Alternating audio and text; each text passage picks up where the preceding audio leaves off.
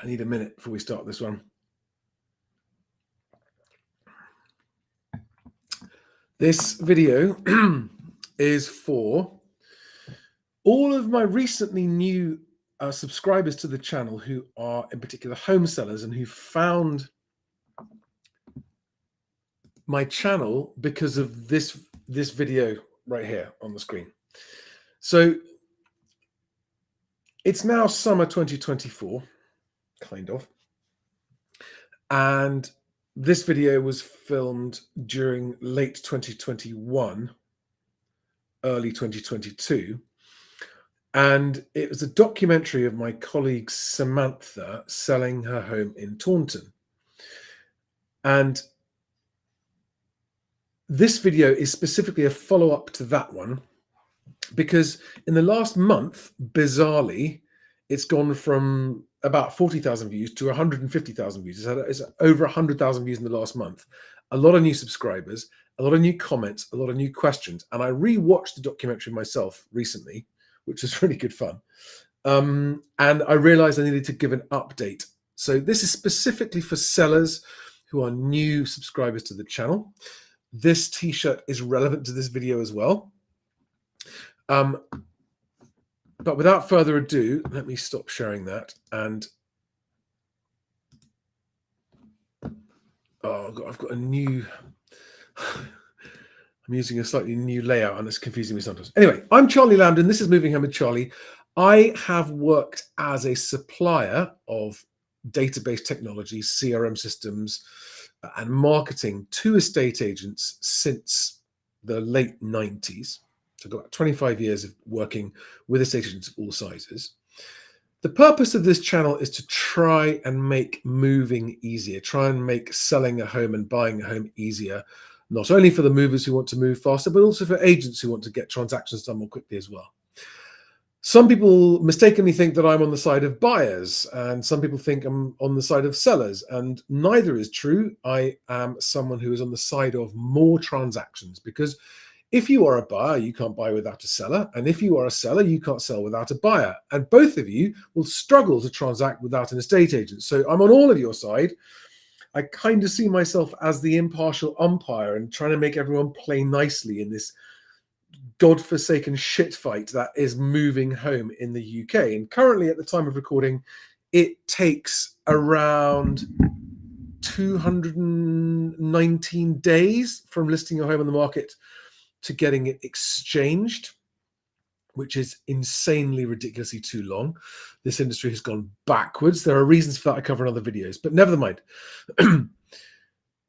In the video, and by the way, if you haven't watched that video, if you're watching this and you haven't seen the home seller secretly records 11 estate agents, please pause this video now and go and watch that one. I've linked to it in the description below, or just search for it on my channel. Home seller secretly films 11 estate agents, and watch it. If you are a seller, it's half an hour of your life that will be very, very well invested understanding what really matters when choosing an estate agent and how to cut through all of the guff that you will hear from estate agents when you're trying to choose one, and how to identify the one that's best for you. And it isn't always the same person who's best for you. Okay, two different people in the same house would actually potentially have two different agents as the best one for them, because as this video shows, what really makes the difference is how well your relationship with your agent works, how much you trust them, how good your communications are, because as the video shows, there are wobbles, there are doubts, there are moments of fear and trepidation, there are tears in this video. And your estate agent is someone you should view as your partner, someone you're working with, someone you and they are on the same team. And if you don't find an agent that feels like they are on your team, you've got the wrong agent. Now,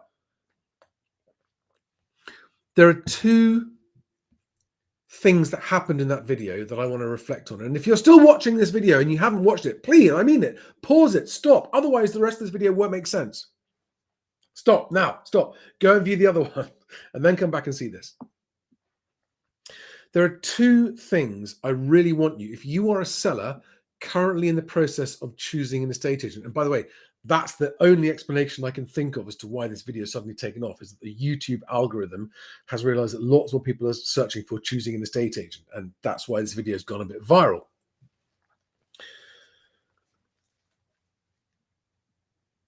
The two things I want to talk about are how the valuation process went in this video, and how the fact that 11 out of the 18 agents that Sam invited to come and see her, talk to her about selling a house and put a value on it, 11 out of the 18 agents she invited did not require a long sole agency contract. So if you haven't got time to watch this whole video and you just want to know, I'll cut to the chase and save you time because I don't want to waste anyone's time, right? Estate agents are only ever guessing at what they think a home will sell at. They don't know. This video shows that. And number two, their guesses are influenced by what they think you want to hear as the seller. They don't actually, most of them don't actually have a clue what it will sell for. And so it's a ridiculous game asking the values anyway. And as you see in that video, the valuations range from 240,000 up to 300,000. Okay. So for those of you who think, oh, agents know how much houses are worth. No, they don't. They genuinely don't. And that's not a bad thing. It's not their fault. It's because it's impossible. Unless you're dealing with very high volumes of identical properties all the time, it's impossible to know what a property will actually sell for. And it's an unfair question to ask the agent, what do you think you can get for my house? Because they don't know. They can't say that. So the valuation process, number two, no contract. So the point is, you do not need to sign a long sole agency contract with an estate agent. And my strongest recommendation, especially in this difficult market, is that you disregard and ignore any agents who insist on you signing a long sole agency contract. If the agent that you like wants to make you sign one, negotiate with them on it. Everything in contracts is negotiable. When they come around and go, sorry, these are our terms, you have to sign them, take it or leave it, that's just simply not true. They do have the flexibility to negotiate on your contract terms. I promise you, whatever they say, they genuinely do. If they're a junior underling, they might have to check with their boss, but typically speaking, the boss would rather have your business than not have your business.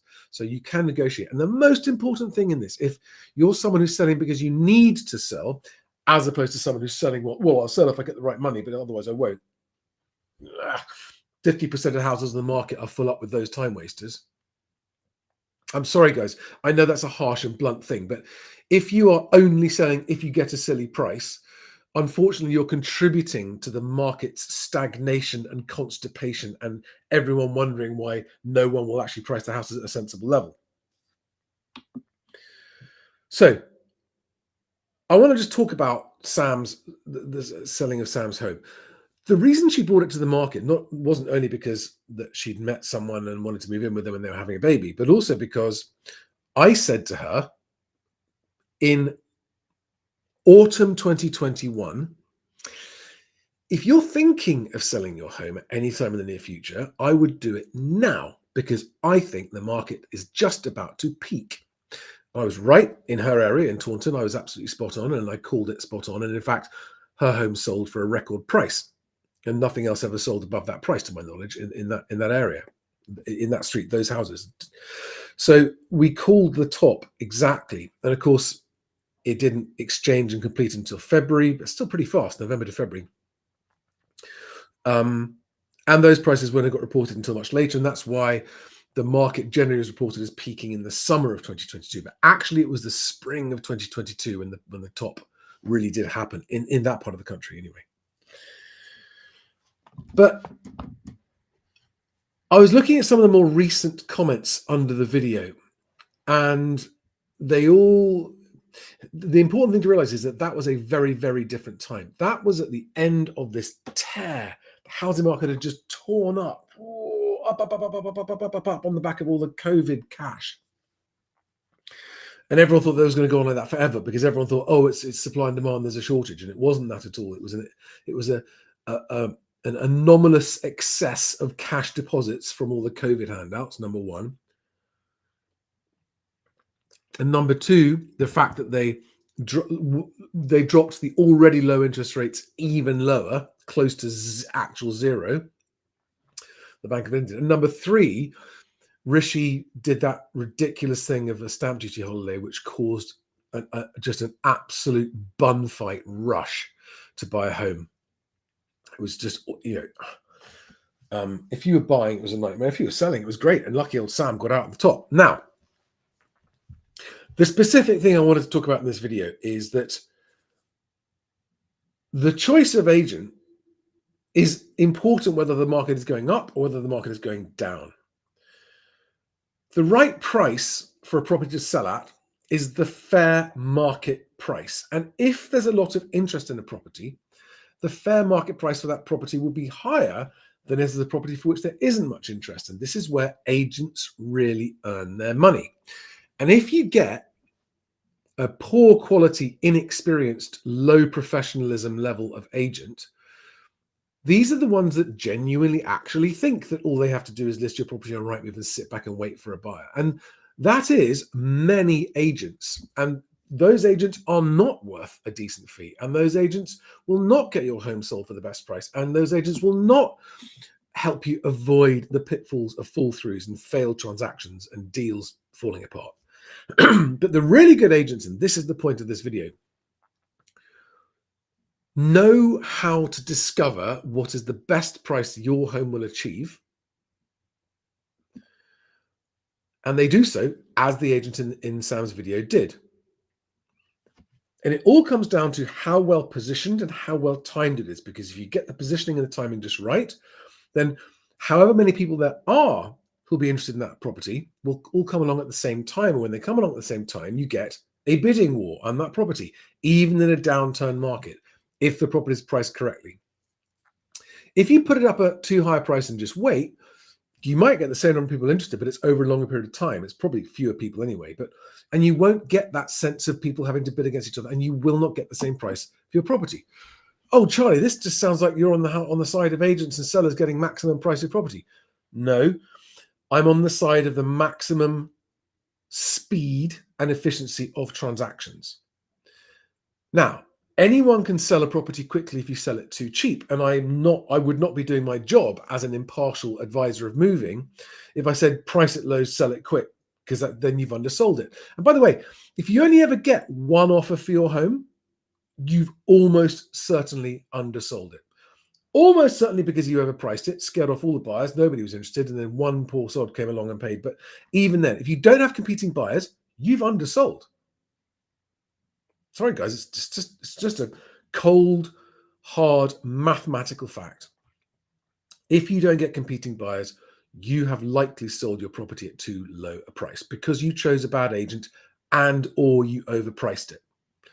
And right now, it's more a case of sellers insisting on unrealistic prices than it is agents overvaluing. Because in this market we're in summer 2024, agents are realizing that an overvalued property is one they can't sell. Most of them, except for the silly corporates that are deliberately overpricing and then locking you into long sole agency contract. But if you pay attention in my videos, you won't make that mistake as a seller, will you? You will not sign a long sole agency contract.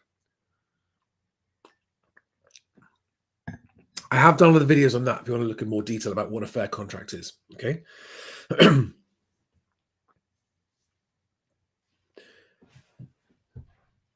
Summer 2024 is probably, especially if you're in the south of England, in the southern half of the country, probably the worst time to be selling that there has been since 2008, honestly. That's my view. It's the weakest market. I mean, just today, Knight Frank put out a press release actually acknowledging that buyer demand is very, very low. The lowest except for one moment just after the mini budget. And only in January they said, oh, we think that the worst of house price falls are behind us and we can see this year. And they were wrong. They were completely wrong what they said in January. They were just trying to talk the market up. It's the worst time to be a seller. And this is what you won't hear people in the industry saying, because people in the industry think that to say this will put you off selling. But if you need to sell, you need to sell. And because it's the worst time to sell in a very long time, especially if you're in the south of England, don't worry. If you've got a really beautiful, unusually rare property and it's in really good condition, you will still sell it quickly and for a good price. But most people overestimate the state and the condition of their property and don't realize how much a new buyer would want it to be in better condition. Most sellers are overvaluing their own homes. This is not helped with Rightmove's stupid house price index every month pumping out about record highs, record highs, record highs. Again, another video to explain why that's completely misleading because they're only asking prices.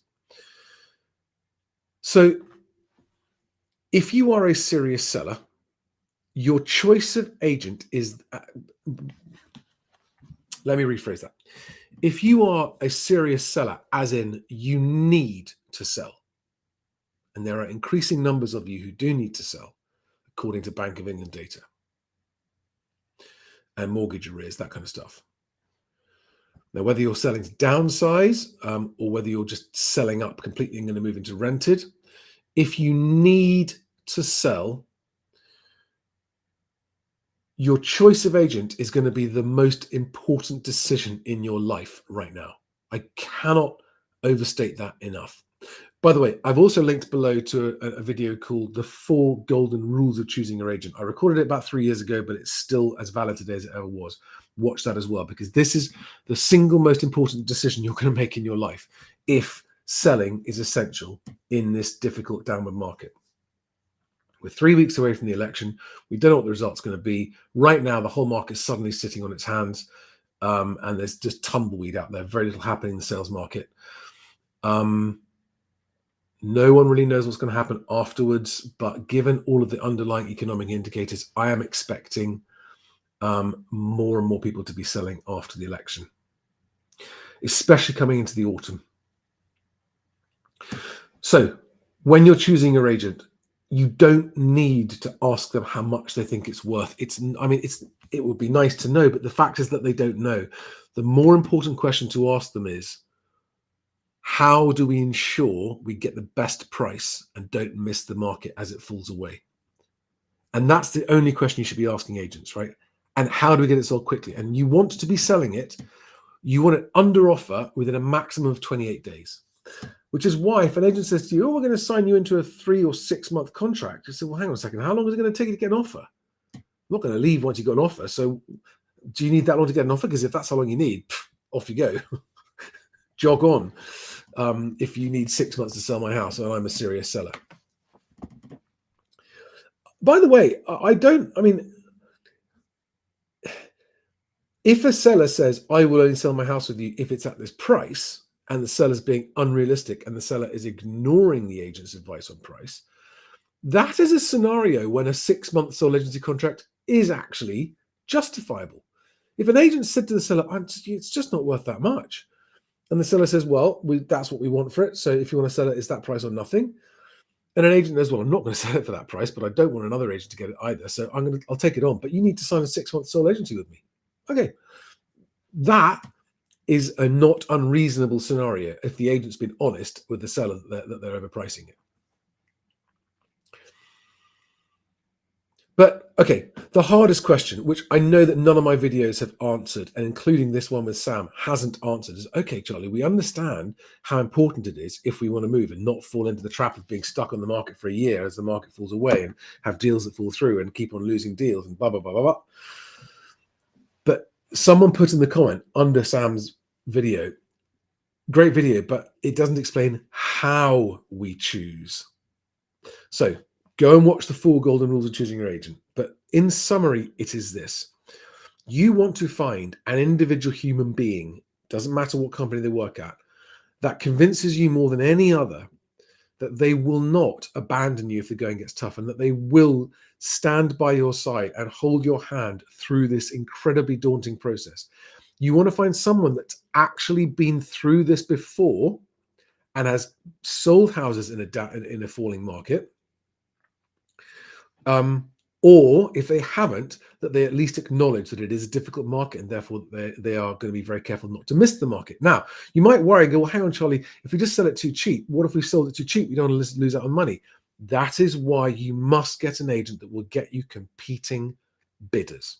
And so your question to the agents must always be, what will you do that other agents don't do that will get me competing bidders? Now, the answer is quite long because actually there are multiple phases to it. What they do pre-market, what they do as it comes to the market, what they do immediately after it comes to the market. It is a highly skilled process if you get a really, really good agent. And if you find that agent, golden rule, do not demotivate someone who's going to have to work incredibly hard for months and months and months before they have any prospect of being paid. Do not demotivate your teammate, your partner in this sale, by trying to get them to discount their fee. It is a massive and stupid and demoralizing disincentive that actually reduces their motivation to work hard to sell your home.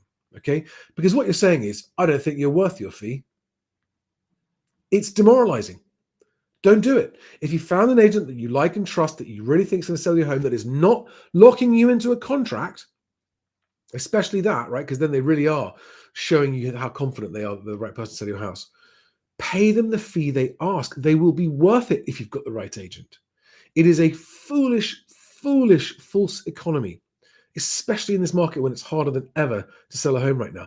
Pipelines are going on forever at the moment. Deals are just, they're sitting there in pipelines and deals aren't going through. They're taking forever. It's getting longer and longer. And this election's not helping. Neither is the football. Right. Do I have any questions on this? And have I been clear? I know I've kind of rambled on.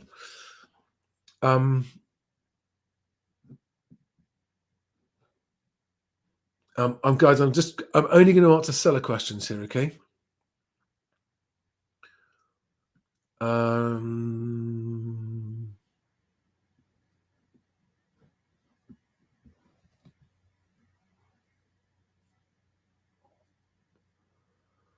Okay, Lucy Hayes has got a story here. We put our house for sale in October 2023, so that was about 6 months ago. It took about 6 weeks to get an offer asking price. Okay, not too bad. A few weeks later, they pulled out as they wanted to extend, and the quote was too much. Now, this is an example of an agent not spotting what was a flaky offer. A really good quality agent would have flushed that out sooner. Message part 2 of the message. We decided to take it off the market and go again in the spring. After the first 2 days of viewings, we put up in May. You've had 2 asking price offers, so we sold for above asking. Glad we waited. Okay, so Lucy, 2 questions I've got is, what part of the country are you in?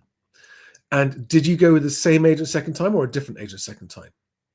And number 3, have you made sure that these offers are solid, rock solid offers? And what have you done to make sure that they are? And have you got yourself contract ready as a seller? By the way, that's the last thing I need to add into this.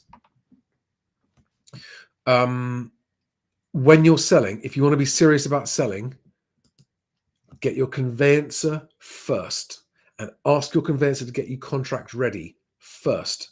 Then go and choose your agents, because that will demonstrate to an agent how serious you are, and they will trip over themselves to win your business.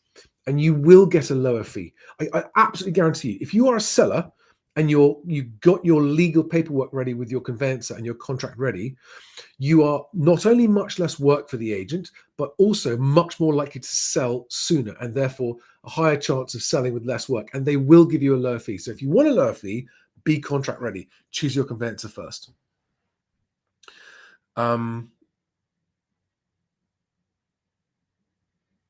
Lucy Hayes, sorry, the third question was the most recent asking price the same? Was it the agent that recommended you to wait until the spring and put it back on? And what stage are you at in the process now? Have your buyers instructed conveyancers, and has a memorandum of sale been sent out? I hope so. I really hope so for you.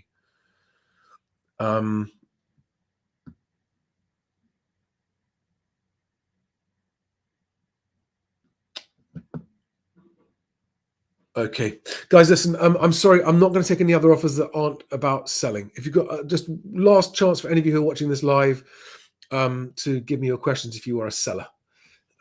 Just give a few more moments on that. Otherwise, I need to wrap this up and repeat again. Please go and watch. Let me get Estate Agents Secretly Filmed and the 4 Golden Rules of Choosing Your Agent, which are linked below. And yeah, Patricia T makes a very, very valid comment. You've only sold when you have exchanged. That is absolutely crucial advice. Until you have exchanged, all you've done is agree a sale, but it has not happened. To say that you have sold when you haven't sold is a dangerous assumption that suggests you're going to rest on your laurels and think, oh my God, the hard part's out. When you got your sale agreed as a seller, that's when you really want to make sure you're riding the conveyancer, riding the agent, and getting it progressed as fast as you can, and making sure that you don't be one of the reasons that it gets delayed. As a seller, I hear this all the time from agents, just waiting for the seller, waiting for the seller, waiting for the seller to do paperwork. That needs to be your top priority if you don't want your deal to fall through. Lucy's just added, we're in Chester. Okay, cool. Yeah, the market is stronger in the north. I know that. We use the same agent as we liked them despite the blunder from the first time. Cool. Same asking price. Our buyers are first-time buyers with a 50% deposit. Pretty good. So now you've got to, has the lender done their survey? I'm pretty sure the lender's going to be fine if you've got 50% deposit.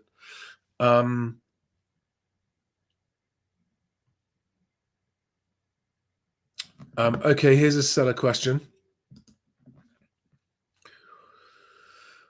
Sashab, I hope I've pronounced that right, says, we've had a substance claim we've declared through our insurance company. Once all the remedial work is done and the insurer has signed it off, what kind of impact will it make on our selling price? Okay, Sashab, that's quite a technical question. If it's signed off as the remedial work has been done properly and certified to high standard and everything else, there's no reason, to my knowledge, that it would make a difference to the selling price. It's a problem that's arisen. You've dealt with it. It's been paid for by insurance. So, that's all good. These things happen to houses. It doesn't mean it's a problem house.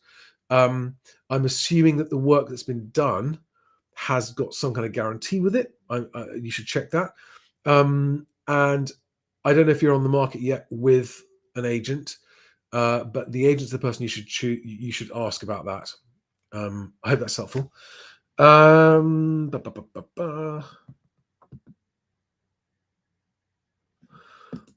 Lucy Ho says memorandum of sale has been issued. Great. That's that. Until that's happened, you don't even have an agreed sale. In my view, as a buyer, I would not consider my offer to have been formally accepted until the memorandum has been issued. So well done on that.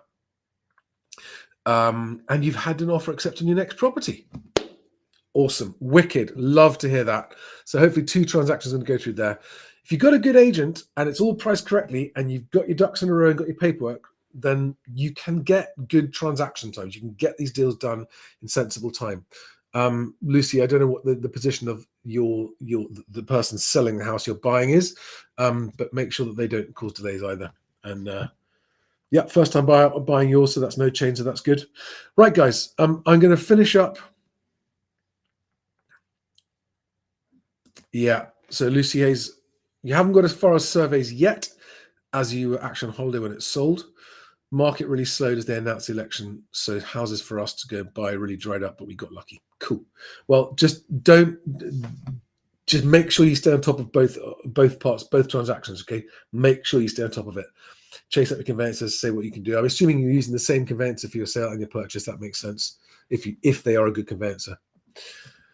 Okay, guys, I'm going to wrap up with if you are a seller, before you choose your agent, choose a conveyancer first.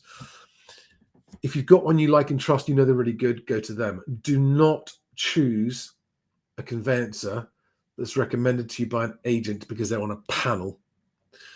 If an agent recommends a conveyancer because they say, I have worked with this conveyancer as my number one choice of conveyancer for years because they're the best in the area and they get the deals done, that is a reason to accept an agent's recommendation. And I would accept the recommendation if you truly believe it. Now, they are legally required to tell you what commission or referral fee they get from that conveyancer. There's no problem with that happening. What you want to hear is it's somewhere between 50 quid, a case of wine, 50 quid, 100 quid. My point is, it shouldn't be a disproportionately large percentage of the price you're paying the conveyancer. All right. But if you do not have a conveyancer and you don't know where to start, I work with a conveyancing company that, since I've been working with them, have won awards for being the best in the country. And you can talk to those guys for free there, mhwc.co.uk/conveyancing. They work closely with me to help get sellers contract ready.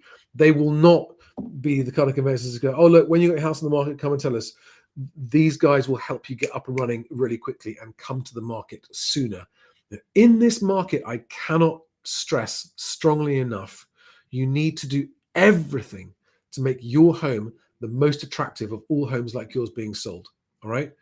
And as a buyer looking at a choice of homes that are, well, we like any of these homes, and one of them is contract ready, that as a buyer means, wow, I can buy that one 2 months sooner than the others, literally. So it will cost you nothing extra because you're going to have to pay for the conveyancing work anyway. Be contract ready when you come to the market. Get your conveyancer signed up before you've chosen your agent, while you're talking to agents. Do not let an agent derail you from your choice of conveyancer unless they've got genuine reasons that the one you've chosen is actually disaster. But get your conveyancer lined up first. You will massively increase the speed of your transaction, massively increase.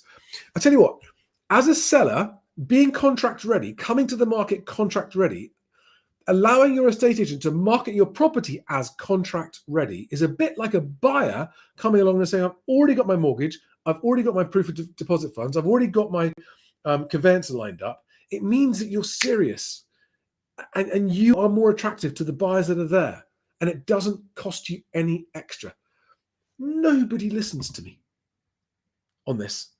And if you're a seller watching this, I would love to understand your thinking where you hear me say this. It doesn't cost you any extra. It speeds up the process and improves your chances of selling. Why would you not go and get a conveyancer first when I've said that? It's a part of human nature I don't get. It's free, impartial advice, and doing it doesn't cost you any extra. If you're someone that's not committed to selling, yeah, sure, I get why you're not going to go and spend money with a conveyancer committing to them getting ready to sell, right? I get that because you're not even committed to selling.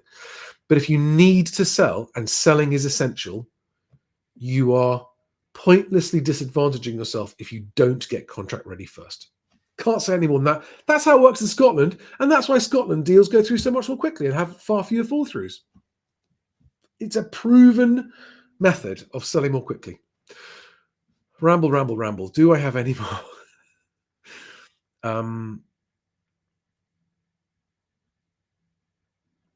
That's a good question, Neil Smeyer says. How much time should sellers be given to find a new property in a chain situation in the southeast in this market? What's a reasonable time frame? It's impossible to answer that question. It depends on what level of the market you're at, whether it's a very liquid level or not. I would say that the higher up the value chain you go, the harder it's going to be, potentially, because there's less. Actually, that might not be true. Come to think of it, because there's more and more stuff coming for sale at higher prices that's not selling. The best answer to that question, Niels, is talk to the agent that's selling the property and say to them, look, what we don't want to do is to be in a situation where we're 5 months, 6 months down the line and the seller has to pull out because they can't find somewhere.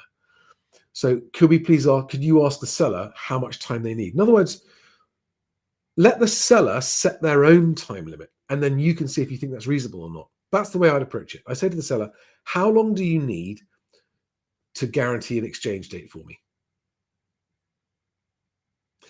And will you move out if you haven't found somewhere to buy? Or if you haven't found somewhere to buy, does that mean that this sale's going to fall through and I've got to go back to square one looking for a new home? Have the conversation.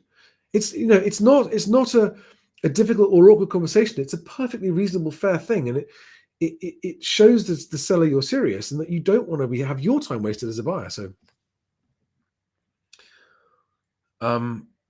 right, guys, I'm going to wrap it up. I hope that was helpful. All the best.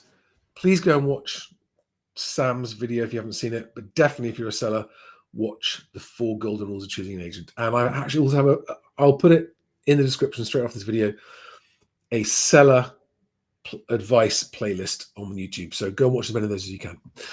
Thanks, guys. All the best.